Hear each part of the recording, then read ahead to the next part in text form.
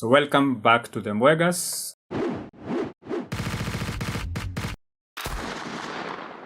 If you haven't subscribed, please hit that subscribe button. We are at 50 subscribers and I'm super excited. So each and every subscriber, I appreciate you. Thank you very much for joining me in this journey. Today I want to talk about marriage and the protocols within marriage. A lot of modern people today want to come and, restructure the marriage institution without really thinking about or really investigating why it is the way it is in a marriage. And I'm talking about the typical marriage, not these other marriages that are happening these days or this engagement. So the typical marriage is between a man and a woman. So in a marriage, a man is always in charge. It is a hierarchy. Man, woman, children. That is the way it is, because that is how it is best structured to operate. Remember, the marriage structure has evolved over time.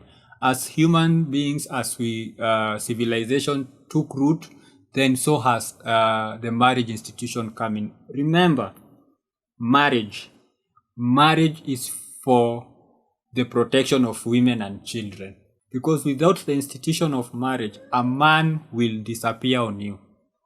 But marriage was put in place to tie the man down, to make the man know that he has responsibilities to take care of this woman and child. Okay? A woman, when she's with a baby, she's very vulnerable. Okay? She cannot take care of herself. For example, if you are pregnant as a woman and there is an emergency, people have come wanting to take your life, it will be very hard for you to defend yourself because you are carrying life and you become vulnerable in that situation. There are things you cannot run fast, because of the weight of the kid and how your body has changed so that it can take care of pregnancy. So you need a man to come in and protect you. Remember, back in the day, we were still living in the wild. So there were wild animals.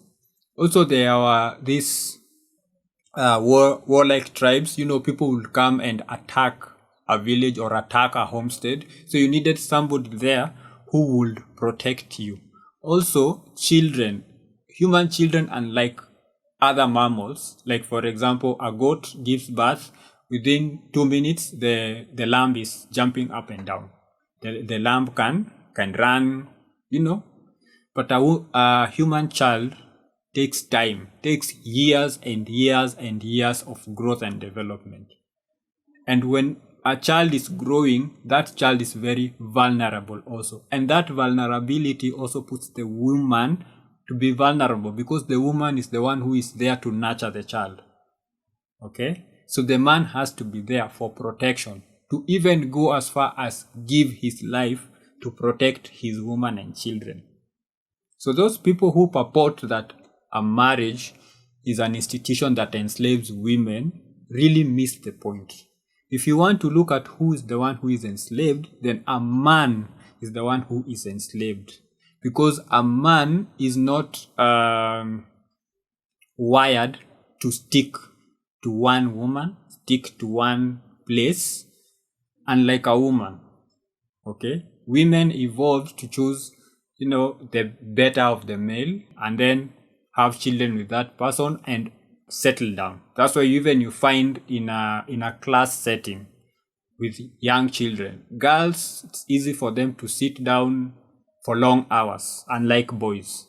So boys are all energetic and they want to go everywhere and everything. So a marriage actually ties down the man, shows the man that, okay, you made this woman pregnant, you need to come here, sit here, protect her. Make sure she is good. Provide for her because she cannot go out there in her condition and provide for herself. Because she is nursing a child, she cannot also go out there and hunt or gather. So you need also to go out there, go do whatever you need to do, but bring food back home. So you want to mess this up. You want us to be equal now. So does that mean that if, for example, we are asleep and thieves broke into our house, I can tell my wife, okay, it's your turn. Go out there and deal with that threat. Is that what you're saying? A marriage cannot be equal. The institution of marriage does not run on equality. It has a hierarchy, and each hierarchy has its own powers and responsibilities, and also has its own restrictions. So it's not like men have 100% power or women have zero power. The only people who speak like that are people who are not married and people who hate marriage. When you get into a marriage with that mentality, then you'll come in guns blazing, fighting. Why are you getting into a marriage to fight? Stay single and stay happy if that is what makes you happy. Marriage is not about happiness. It is about having kids and raising kids. It is about making sure that the human species does not dwindle and die out. So let's be honest, we need marriage because we need men to take care of their offspring. So we need to bring back the old traditional type of marriage. We need to bring back sanity in the marriage setup. So this nonsense of I am independent. You cannot be independent in a marriage. So if you want to be independent, if you want to be strong and independent, be strong and independent outside marriage. When you get into a marriage, it is an interdependency. It is a cooperation. The person who leads and the person who follows both have power. A man can refuse to lead. Then who are you following as a woman and children? Or women and children can refuse to follow. So as a man, who are you leading? So this is a negotiation. Men have the vision. Women come here and support the men to achieve the vision of the family. And also, when a vision of the family is realized, then the man is happy, the woman is happy, and the children are happy.